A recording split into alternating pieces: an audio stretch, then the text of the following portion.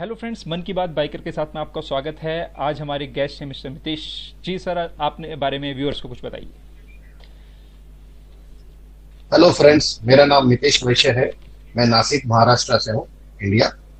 और by profession मैं एक बिजनेसमैन हूँ, और बाय हॉबी एक पैशनेट बाइकर और एक सच्चा दोस्त। ओके। तो सर, आज आप व्यूअर्स को कौन सी राइड के बारे में आज बताना चाह रहे हैं, तो प्लीज़ अपनी कुछ राइड्स के बारे में वो डिटेलिंग शेयर कीजिए।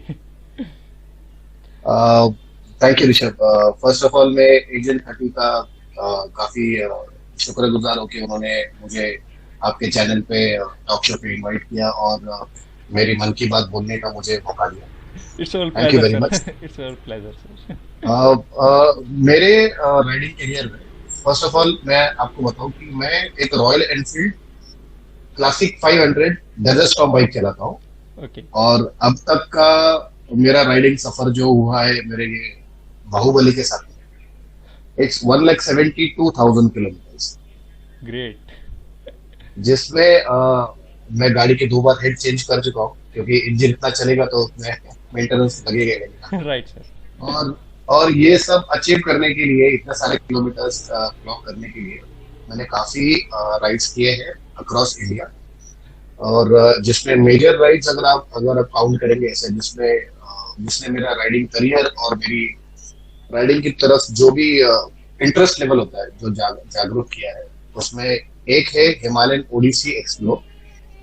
ये वो राइड है जो रॉयल एनफील्ड की तरफ से ऑर्गेनाइज होता है। इसमें हमने पार्टिसिपेट किया था। ये एक सोलो राइड था, but as a competitive ride, जिसमें कंपटीशन से एक्सपीडिशन में आपको सेलेक्ट करके आपको उसके अंदर मौका मिलता है राइड करने के लिए। सेकेंडली मैंने और एक जो बहुत ही फेमस राइड है, गोल्डन क्वाड्रिलेटरल, जो अपने सारे इंडिया की चारों मेट्रोस को जो ज्वाइन करता है, उसको गोल्डन क्वाड्रिलेटरल बोलते हैं, which is near about 7,400 kilometres.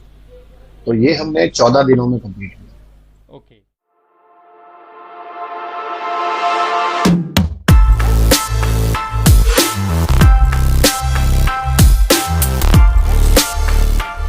और इसके साथ में और एक राइड किया था मैंने, long distance riders dot net. ये एक यूएस बेस्ड राइडिंग क्लब है, जिसके अंदर full throttle, king of roads, easy easy burner, ऐसे कुछ राइड्स के प्लेटफॉर्म होते हैं, जहाँ पे 800 किलोमीटर, 1600 किलोमीटर, 2400 किलोमीटर एक फिक्स ड्यूरेशन टाइम के अंदर करना पड़ता है।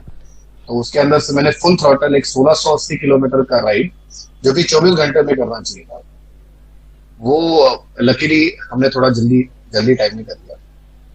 तो ऐसे कुछ बड़ी बड़ी राइड्स है। और बाकी फिर अक्रॉस द ग्लोब अगर आप देखेंगे तो कश्मीर से कन्याकुमारी, फिर राजस्थान है, गुजरात है, साउथ है, धनुषकोडी है, अक्रॉस अक्रॉस द, अगर आप कंट्री देखेंगे इंडिया में, खाली मेरा नॉर्थ ईस्ट पेंडिंग है, जो मैं ना लास्ट नवंबर में करने वाला था। लेकिन पैंडेमिक के थ्रू के वजह से मैं वो राइड अधूरा रह गया। वो मेरा एक सपना है जो अभी बहुत जल्द पूरा हो जाएगा। Right, great sir. सर, आज आप किस राइड के बारे में व्यूअर्स को बता रहे हैं, तो थोड़ा सा एक आइडिया दीजिए इन शॉर्ट में। मैं आपको मेरा जो एक राइड था हिमालयन ओडिसी एक्सप्लोर, या तो फिर गोल्डन क्वाड्रिलेटरल, दोनों में से किसी के बारे में आपको एक थोड़ा डिटेल्स में बताता हूँ, सो दैट आपको पता चल जाएगा कि कैसे राइड्स होता है, और कुछ प्रॉब्लम्स अगर आती है रास्ते में तो किस तरह से उसको फेस कर सकते हैं, राइट सर। और क्लाइमेटिक कंडीशंस के हिसाब से भी कैसे कैसे राइड्स करना चाहिए। तो मैं आपको पहले बताता हूँ हमारे गोल्डन क्वाड्रिलेटरल के बारे में। गोल्डन क्वाड्रिलेटरल राइड करने के लिए मेरे साथ में मेरा बहुत ही अजीज दोस्त प्रशांत परदेसी करके था,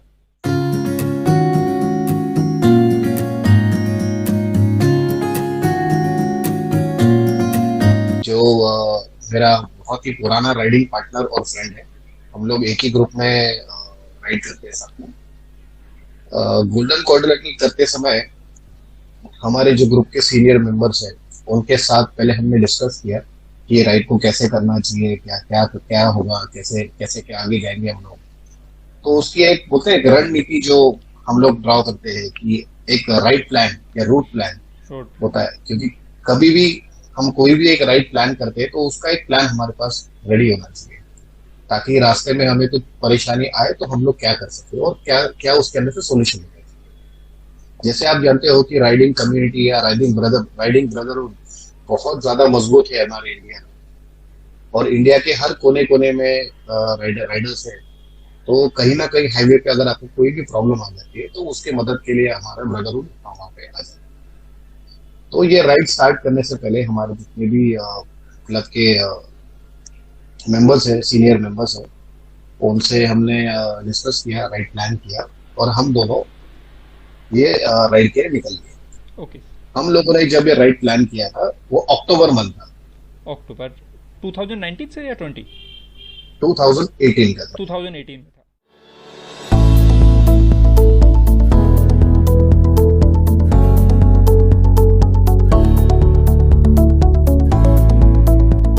तो गोल्डन क्वाड्रेंट करने के लिए हमने सबसे पहले हमारा टारगेट जो रखा था दिल्ली। ओके। नासिक से गुजरात, गुजरात से राजस्थान, राजस्थान से हरियाणा, हरियाणा से दिल्ली, ऐसे हमने प्लान किया था। अपनी थकान को मिटाने हम लोग दिल्ली पहुंचे 2 दिन बाद। ओके। फिर हम लोग वहां से नोएडा से लेके निकले कलकत्ता के लिए। तो कलकत्ता जाते वक्त हमें काफी काफी मुश्किलों को फेस करना पड़ा। किस टाइप की जैसे सर? अभी हम हाँ बताइए। दिल्ली में हमारी गाड़ियों का ऑयल वगैरह चेंज करने के बाद हम लोग निकले यमुना एक्सप्रेस से आगरा की तरफ। ओके। आगरा पहुंचने के बाद हमें जाना था लखनऊ।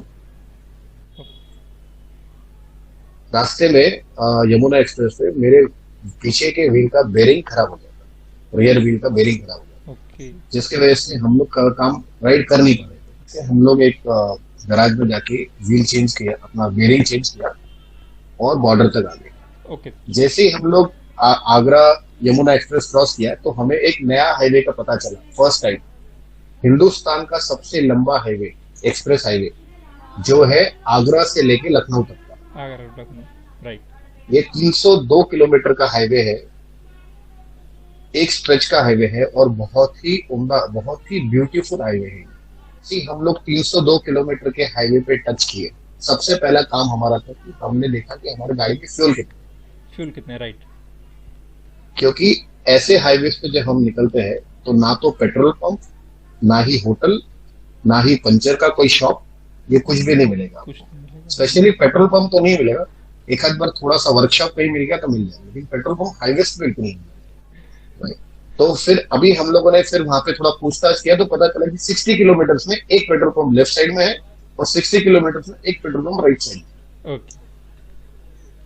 जैसे ही हमने राइड स्टार्ट किया, हम जाते वक्त पेट्रोल भरना भूल गए क्योंकि इतना सुंदर हाईवे दिखा, ब्यूटीफुल था। हम लोगों ने हमारा थ्रॉटल लॉक किया 100 के स्पीड से, हम लोग निकल गए। लगभग 200 सवा 200 किलोमीटर क्रॉस करने के बाद जब हमारा पेट्रोल का इंडिकेटर ब्लिंक करना स्टार्ट हुआ, तब हमारी दिक्कतें स्टार्ट हो गई। अच्छा। तब हमें टेंशन आना चालू हो गया। और जब आप देखिए कोई बाइकर, आप देखिए हम लोग बाइकिंग जैकेट, शूज, किट पूरा पहन के ऐसे खड़े रहते हैं ना, तो ऐसे हाईवेज पे कोई कार वाला भी हेल्प के लिए नहीं रुकता। तो इधर मैं एक सबसे रिक्वेस्ट करूंगा कि अगर ऐसा कोई बाइकर, कार वालों से स्पेशली, कि अगर ऐसा कोई बाइकर रास्ते में आपको खड़ा मिले तो उसके एक हेल्प के लिए प्लीज रुक के थोड़ा सा पूछ लीजिए कि क्या कोई प्रॉब्लम हो सकता है ऐसा। Right sir. फिर वहां पे टोल टैक्स के एक बंदे से बात किया, भैया हमको पेट्रोल भरने जाना है। तो उसने बताया कि यहाँ से 12 किलोमीटर अंदर जाके आपको एक छोटा गांव मिल जाएगा जहाँ पे पेट्रोल पंप 8 बजे तक खुला रहेगा। नसीब अच्छा हमारा कि हम लोग को वहां पे पेट्रोल मिल गया और हम लोग वहां से पेट्रोल भर के 10:30 पौने 11 बजे तक हम लोग लखनऊ पहुंचे। तो ये एक दिक्कत आई ले बनारस के लिए। काशी विश्वनाथ जी के दर्शन करके, इलाहाबाद का त्रिवेणी संगम देख के, काशी विश्वनाथ के दर्शन करके हम लोग आगे निकलने वाले थे कलकत्ता के वहां से। तो हमारा स्टॉप लेने का पॉइंट था आसनसोल, बिहार और कलकत्ता का जो बॉर्डर था आसनसोल, वहां पे हमारा लेने का प्लान था। लेकिन जैसे लखनऊ से हम लोग 40-50 किलोमीटर निकले, वापस मेरा रियर जो बेरिंग था वो रायबरेली में जाके फंस गया। ओके। और पूरा चकनाचूर हो गया। उस वक्त मेरा टायर बिल्कुल ही जाम हो गया और हिलने को भी तैयार नहीं। फिर हमने रॉयल एनफील्ड के रोड साइड असिस्टेंट पे फोन लगाया, लेकिन अभी वो भी बंदा कोई आने को तैयार नहीं। फिर हमने उसके सर्विस सेंटर पे कॉल किया, और जब उनसे रिक्वेस्ट किए कि हम लोग ऐसे ऐसे राइडर्स हैं, हमें ऐसे परेशानी है, हमको आगे जाना है, तो वहाँ के रीजनल सेल्स मैनेजर जो थे और बाबला जी के हेल्प से हमें इमीडिएटली रायबरेली के शोरूम से एक मैकेनिक आ गया और एक रोड साइड असिस्टेंस के व्हीकल आया। ओके। ऐसे ही हम लोग राइड करते करते जो दिन भर का जो 550-600 किलोमीटर का टारगेट था वो खत्म करते करते हम लोग लगभग 8:30 बजे से 9 बजे तक हम लोग कोलकाता पहुंचे। कोलकाता में हमारे और एक राइडर मित्र थे, चरण कमल सिंह, सरदार चरण कमल सिंह। उन्होंने हमारे लिए वहाँ पे उनके घर में स्टे करने का बंदोबस्त किया। सेकेंड डे पूरा कोलकाता घुमाने के लिए हमें निकले, तो हमने विक्टोरिया टर्मिनल जो हमारा पॉइंट था वहां पे गए, विक्टोरिया मेमोरियल में गए, बाद में हावड़ा ब्रिज गए जो फेमस है, हावड़ा स्टेशन पे गए। देखिए हिंदुस्तान इतना खूबसूरत देश है, इतना खूबसूरत देश है कि आप हर 400 किलोमीटर में चले जाइए, आपको एक नया स्टेट मिलता है, नए लोग मिलेंगे, नए तरह का पकवान मिलेगा, नए तरह की भाषा, नए तरह का पहनावा। महाराष्ट्र से गुजरात, गुजरात से राजस्थान, राजस्थान से हरियाणा, हरियाणा से उत्तर प्रदेश से बिहार, बिहार से कलकत्ता। अभी यहाँ तक का सफर हमारा ऐसा ऐसा बढ़िया हो गया था कि जोश जोश में हो गया था। तो वहां से हम लोग निकले उड़ीसा, भुवनेश्वर के। ओके। भुवनेश्वर में हमारे 2-3 फ्रेंड और वहां पे हमें ज्वाइन किए। अमित मलिक जो एक नेवी ऑफिसर है, तुषार सौरभ करके एक जो हमारा और एक नजदीकी फ्रेंड है, और ऐसे 3-4 और बाइकर्स हमें मिलने के लिए वहां पे आ गए, और उन्होंने हमारे साथ ही राइड किया आगे। तो उसके बाद फिर हम लोगों ने सन टेम्पल के दर्शन वगैरह करने के बाद वहां पे सब घूमने के बाद हम लोग निकले वहां से वाइजैक के लिए। ओके।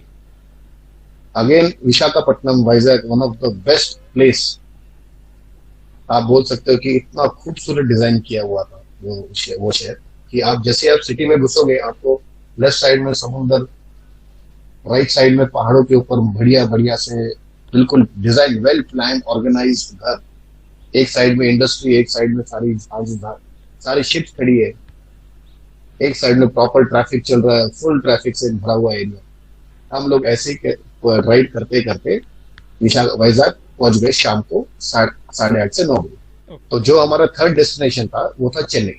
पहला डेस्टिनेशन दिल्ली हो गया, सेकंड डेस्टिनेशन कोलकाता हो गया, कोलकाता के बाद थर्ड मेट्रो आ गया चेन्नई। चेन्नई जाते वक्त हमें रास्ते में बहुत गर्मी का मुकाबला करना पड़ा, थोड़ा बॉडी भी थक गई थी क्योंकि हम लोग डेली 600-700 किलोमीटर हम लोग डेली चला रहे थे। Right sir.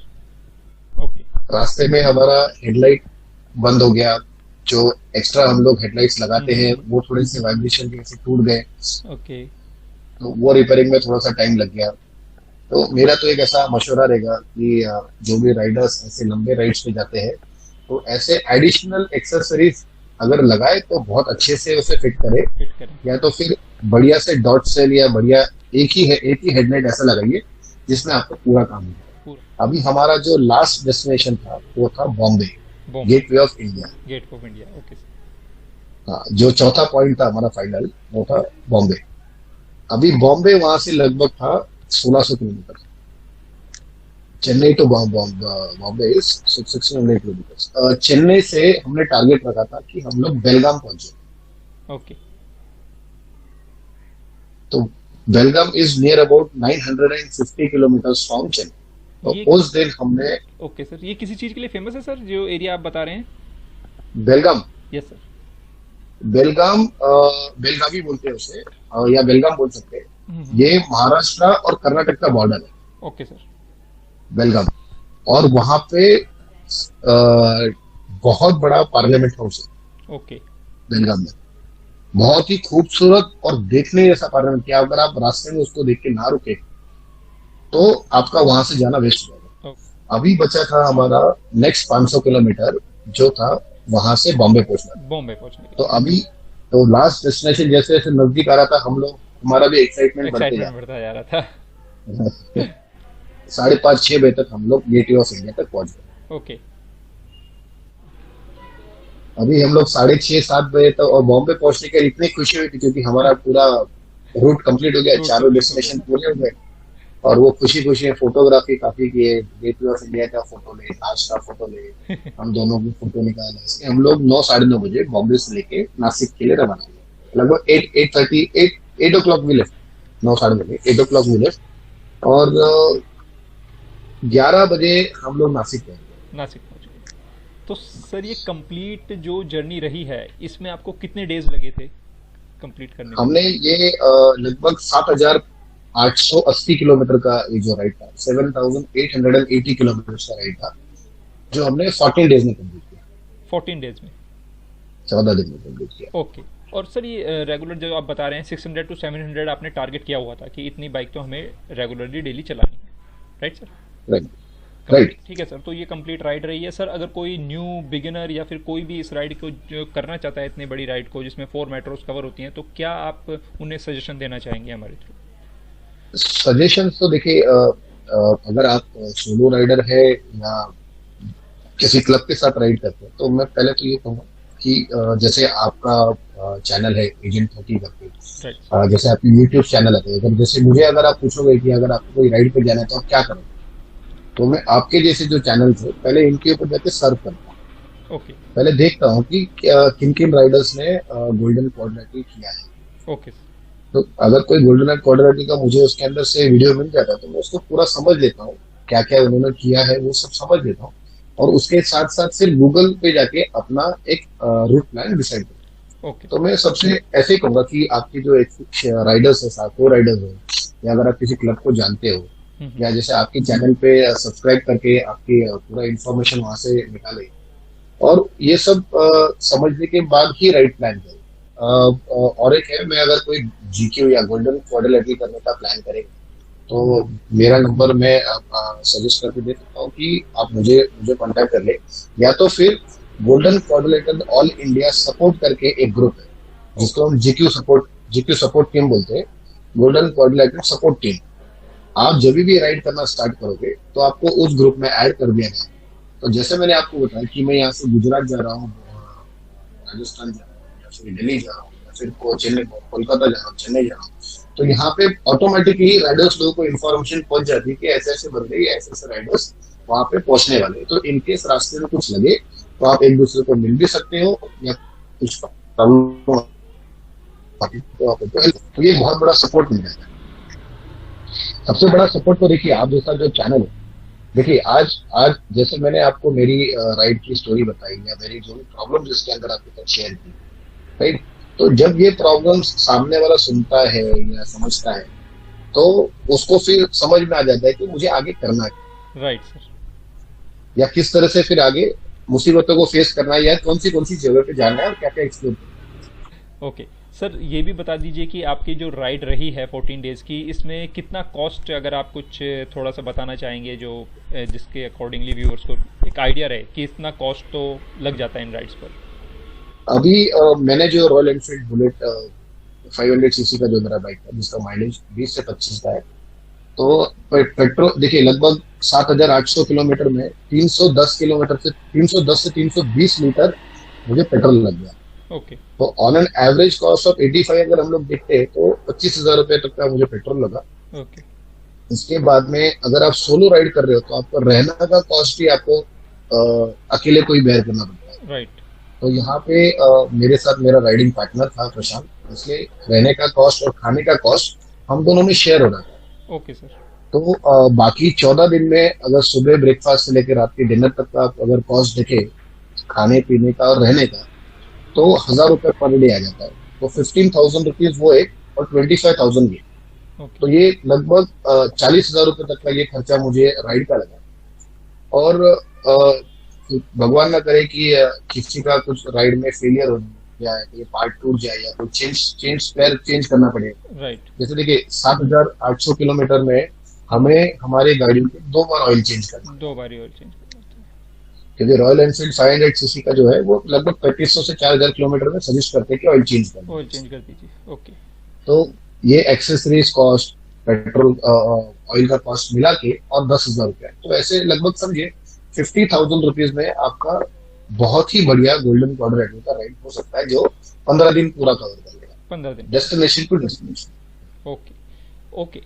Thank you sir, thank you जो आपने इस कंप्लीट राइड के बारे में बताया। और हम यही चाहेंगे कि आपके एक्सपीरियंस से कोई भी जो राइडर इस राइड को करना चाह रहा है वो पहले ही अवेयर हो जाए और प्रिपेयर करके इस राइड का एंजॉय करे सर। ओके सर, तो आपकी नेक्स्ट राइड का डिस्कशन भी हम जल्दी से आपके साथ करना चाहेंगे, जिसके आपके और एक्सपीरियंस हम लेना चाहेंगे, और इसके फोटोज एंड वीडियोज हम जो हैं व्यूअर्स को दिखाना भी चाहेंगे। ओके, तो thank you very much for joining us sir. अभी हम यही कहेंगे, स्टे सेफ, स्टे होम ऐसी सिचुएशन में। Okay thank you.